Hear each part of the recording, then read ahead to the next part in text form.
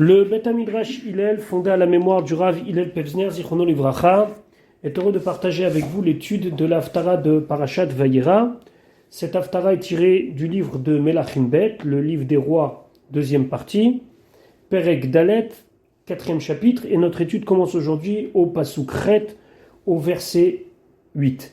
Donc, hier nous avons étudié un des miracles de Elisha. Elisha, élève de Eliyahu Hanavi, a fait un miracle et il a aidé la femme d'Ovadia, sa veuve, à avoir une grande quantité d'huile pour pouvoir rembourser son créancier et avoir de quoi vivre, elle et ses enfants, jusqu'à une période indéterminée, d'après certains jusqu'à la fin des temps. Maintenant, nous allons voir un autre miracle de Elisha. On sait que Elisha, on répertorie 16 miracles, alors que Eliyahu Hanavi, on n'en répertorie que 8, parce que Elisha, avant que Eliyahu Hanavi monte dans les cieux, il lui a demandé « J'espère que je serai doublement plus fort que toi et que tu vas me donner une double part de Ruach HaKodesh ». Et c'est ce qui s'est passé. On a 16 miracles de Elisha. Ça ne veut pas dire que Eliyahu Hanavi n'en a pas fait plus que ça, mais en tout cas, dans le Tanakh sont répertoriés 16 miracles. On va voir maintenant le deuxième miracle raconté dans notre Haftara, celui de Aïcha Ashunamit. Pasuk Chet, Vayehi Hayom, ce fut un jour.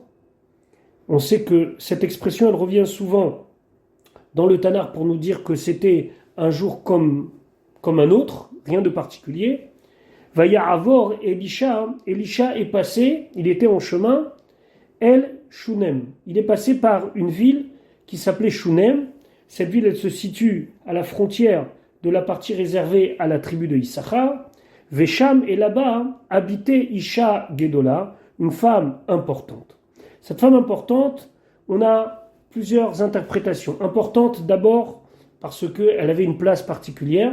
D'ailleurs, on ne connaît pas son mari trop. On voit qu'elle va parler au bout d'un moment avec son mari. Elle a l'air d'avoir une place très très importante et on va le voir avec la suite du récit. D'autres disent que Isha Gedola, c'est qu'elle était très riche et ça va être important pour la suite. D'autres expliquent, c'est le Targum Yonatan Ben Uziel, dit que c'était une femme qui craignait Dieu. Et pour finir, on parle bien sûr d'une femme qui était généreuse, ça va être aussi très important pour la suite du récit. Mais les 4 éléments ici, qu'elle était une femme importante, dans le sens qu'elle était sûrement parmi les notables de la ville, riche, craignant Dieu et généreuse, tout ça va s'impliquer dans ce qu'elle va faire après. Concrètement, qu'est-ce qu'on sait d'elle ? On sait que c'est la sœur de Avishag, elle aussi à Shunamite, et c'est la tante du prophète Iddo Hanavi. Donc c'est vraiment une femme très très particulière. Donc il passe par Shunem, et là-bas il y a une femme, Vatachazek bo le'echol lachel, et elle l'a tenue, ici c'est pas tenue physiquement, c'est qu'elle a insisté pour qu'il vienne manger du pain, c'est-à-dire l'inviter chez elle. Et c'était à chaque fois qu'il passait, Yasur Shamal et Echol Lachem, alors il se détournait là-bas, ça veut dire qu'il allait là-bas pour manger du pain. Donc à chaque fois qu'il allait dans cette ville, il était invité, entre guillemets, chez cette Isha Shunamite. Il avait son couvert là-bas. Donc c'est un petit peu comme aujourd'hui, lorsque des rabbinim vont venir dans une ville, alors ils vont aller chez les gens importants de la ville, et puis quand ils reviendront l'année suivante, ils seront aussi accueillis chez cette même famille.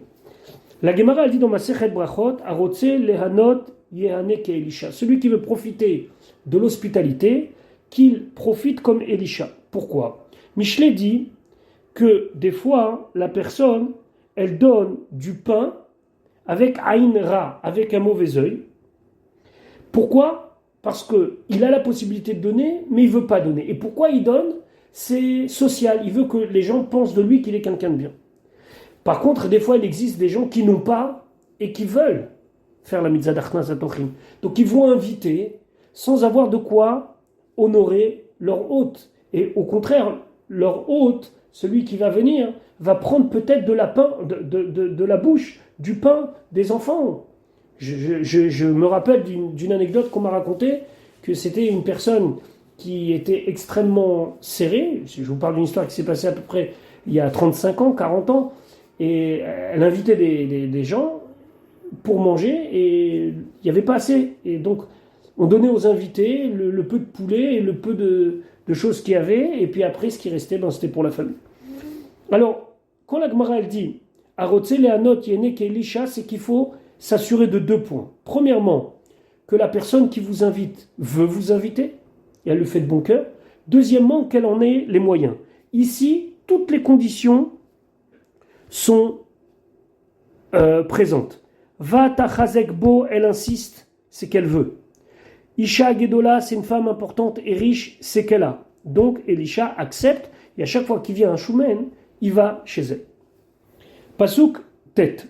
Va Tomer Elisha. Elle a dit à son mari, c'est important ici, c'est un mapikhe, c'est Ish Shela, son mari à elle. Va Tomer Elisha. Elle a dit à son mari, Inena Yadati, voilà, je sais, j'ai pris conscience maintenant, qui Ish Elokim Kadosh Hu, que cette personne qui vient nous voir là, c'est un homme de Dieu, un homme saint. Over Alenu Tamid, celui qui passe tout le temps chez nous.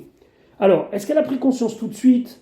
Non. D'après certains, elle a mis du temps à prendre conscience qu'il était particulier. Mais Rashi amène un fait, et il dit que c'est de là qu'elle a compris qu'il était particulier. Pourquoi? Parce qu'on nous dit chez Laura Tazvuv Over Ashulchano qu'elle n'a jamais vu une mouche qui était passée au moment où il mangeait à table, il n'y avait pas de mouche. Elle a vu aussi qu'il n'y avait jamais de matière séminale sur son lit. Donc ça veut dire qu'il n'avait jamais d'impureté nocturne. Donc elle a compris que c'était un Ish Kadosh Hu. Les Chachamim ils disent, de là on voit que la femme, la maîtresse de maison, elle a une capacité de reconnaître la qualité des Ochim plus que l'homme. Peut-être qu'elle est plus investie. Lui, le Radak, qui dit que au début, elle n'a pas senti que vraiment c'était un homme particulier. C'est à force de le fréquenter qu'elle a senti que c'était un homme particulier. Donc là, elle se dit, waouh, on a quelqu'un d'exceptionnel chez nous, il faut faire quelque chose. C'est intéressant ce que les Chachamim disent, envers Alenu Tamid.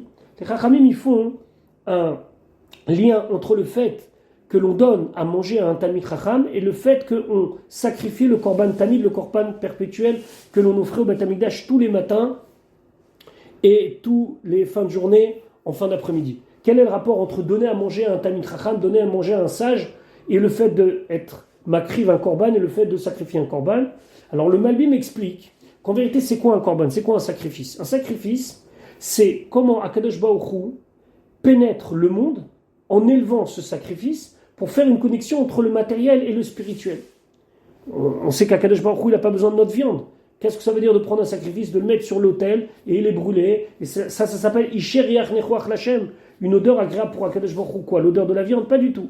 Le Malbim il dit, c'est la pénétration du spirituel dans le matériel et l'élévation du matériel vers le spirituel.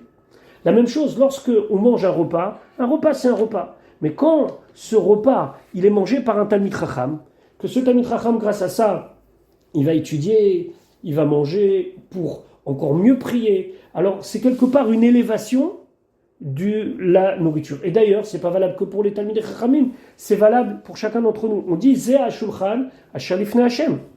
Notre table, c'est comme le misber, c'est comme l'autel, il est devant Hashem. C'est la raison pour laquelle sur une table où on va parler des divrei Torah, la table elle va s'élever, parce que le moment du repas, c'est un moment où on peut élever le matériel vers le spirituel, et ça dépend comment on se comporte pendant notre repas. Est-ce qu'on fait les bénédictions, on ne fait pas les bénédictions, comment on fait le birkat Amazon, etc. etc. Donc c'est le lien qu'il y a entre envers Alenu Tamid, c'est juste pour rappeler les paroles du Malbim. Donc, elle dit à son mari, c'est un homme exceptionnel, qu'est-ce que je te propose? Na, sena, faisons, alors na on peut le traduire maintenant, ou bien faisons s'il te plaît, Aliyat Kir Ketana, on va lui faire une espèce de chambre de bonne, c'est-à-dire en haut du grenier, on va lui construire un mur et on va lui préparer un endroit où il va pouvoir constamment se reposer là-bas. Quand je dis constamment, ça veut dire qu'à chaque fois qu'il va venir, il aura sa petite pièce. Vena Simlo Sham, on va lui mettre là-bas Mita, un lit, Shulchan, une table, Chissé, une chaise, ou Menorah et une lampe. De quoi s'éclairer.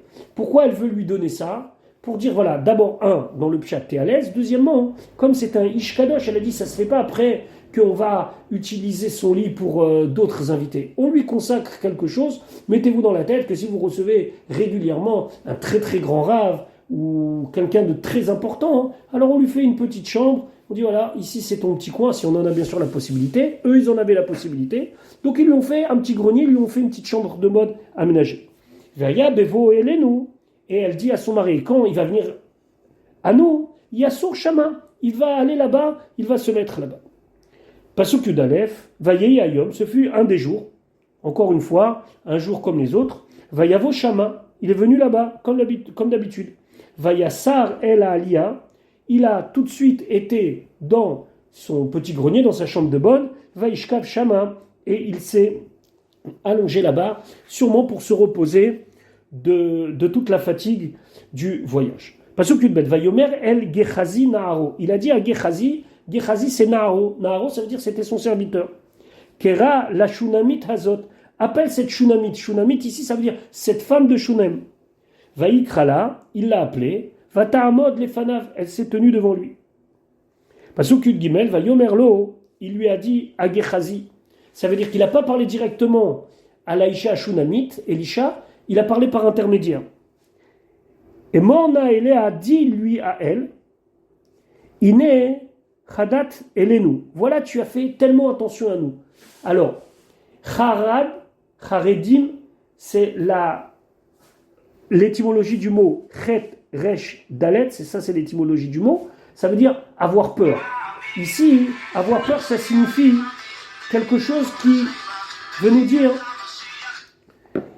tu fais tellement attention, t'as tellement pris d'égard pour nous que j'aimerais savoir, mais la asotlach, qu'est-ce que je peux te faire? Ayesh le daberlach el amelech, est-ce que tu veux que je parle au roi, au el saratsava ou à un général? Vatomer, elle a dit, betor ami anochi yoshavet. Moi, je suis installé dans mon peuple, c'est-à-dire, je suis une femme qui n'a rien besoin. J'ai pas de particularité. J'ai personne qui m'embête, j'ai pas besoin de piston. Rappelez-vous, c'était une femme importante, c'était une femme riche, Yirat Shamaim, elle avait la crainte de Dieu et elle était généreuse. Alors elle lui dit, j'ai rien besoin de toi. Baruch Hashem, grâce à Dieu, j'ai tout ce qu'il faut. Betoch ami anochi yoshavet, je suis parmi mon peuple, ça veut dire, je suis quelqu'un comme tout le monde, j'ai pas d'histoire, j'ai pas besoin. À ce moment-là, Pasuk Yud Dalet, Vayomer, et il a dit, alors, a dit à qui? Elle est plus là. Le Radak dit qu'elle est partie, et donc là il s'adresse à Gechazi. Vayomer, il a dit, Uma la asotla, qu'est-ce que je peux lui faire? Elle dit n'avoir rien besoin. Est-ce que tu penses que je peux, de moi-même, prendre l'initiative de faire quelque chose? Vayomer, Gechazi lui dit, aval, mais en vérité, tu peux oui faire quelque chose. Ben Enla, elle n'a pas d'enfant. Premièrement, c'est pas sûr qu'elle-même elle ait la possibilité d'avoir des enfants. Et en plus, Veisha, son mari, Zaken, il est âgé. On voit tout de suite le lien avec notre paracha, où on a la même problématique avec Sarah. Elle n'a pas d'enfant.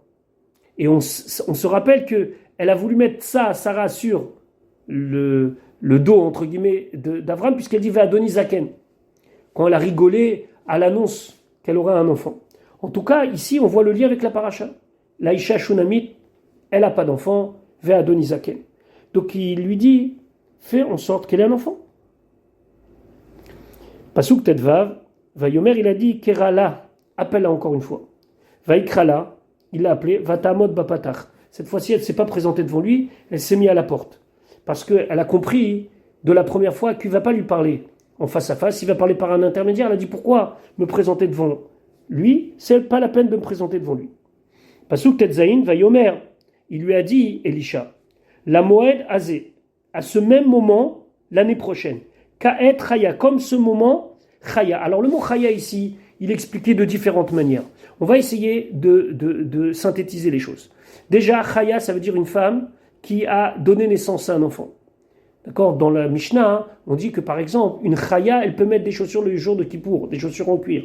Chaya, celle qui a accouché. Donc, Ka'et Chaya. Donc, comme le même moment, tu seras une femme qui aura des enfants, et c'est quoi Ka'et? Ça veut dire dès que le moment ce sera possible, tu vas donner naissance à un enfant, alors les Chachamim me disent ou à 7 mois ou à 9 mois. Maintenant, il y en a qui disent, certains expliquent Ka'et comme le moment Chayav vivant maintenant. Et c'est une analyse très intéressante parce que, en vérité, c'est quoi le temps? Le temps, ça peut être vu de différentes manières. Ou bien c'est le passé, mais le passé n'existe plus. Ou bien c'est le futur, mais le futur n'est pas encore venu. Donc Ka'et Chaya, ça veut dire que de la même manière que le moment que tu vis maintenant, il est vivant, il existe, alors sache que dans un an, tu vas vivre ce même moment. Et donc Ka'et Chaya, c'est pas dans un an, mais c'est le moment où ça va venir, ce sera un moment réel où il faudra bien comprendre et bien profiter de ce moment-là, ainsi explique le Ralbag. At choveket ben. Tu vas pouvoir enlacer un enfant. Ça veut dire dans un an, tu auras un enfant. Vatomer el Adoni. Et elle a dit, Vatomer, elle a dit, Al Adoni, excusez-moi, Al Adoni. Non, mon maître. Isha Elokim, homme de Dieu. Al Techazer Beshifratecha. Ne déçois pas ta servante. Non. Et j'ai vraiment mal lu. Il ne faut pas dire El Adoni, mais il faut dire Al Adoni. S'il te plaît, non. Al Adoni. Non, mon maître, Isha Elokim. Ne fais pas des fausses promesses. S'il te plaît. Ne me déçois pas en me promettant quelque chose que je ne vais pas avoir. Pasuk Yudzaïn, Vata Araïcha. La femme a conçu un enfant. Vatelet Ben, elle a donné naissance à un garçon. La Moed Azeh Ka'et Chaya, au même moment, un an après, exactement comme avait promis le Navi. Asher Diber Elea Elisha, au moment où le Navi lui avait dit, et donc naissance d'un enfant chez l'Aïcha Ashunamit, comme avait prévu Elisha. Voilà pour aujourd'hui. Bezrat Hashem, dans notre prochain cours, on verra un autre miracle lié avec Elisha et l'Aïcha Ashunamit. Bezrat Hashem, ce sera l'objet de notre prochain cours.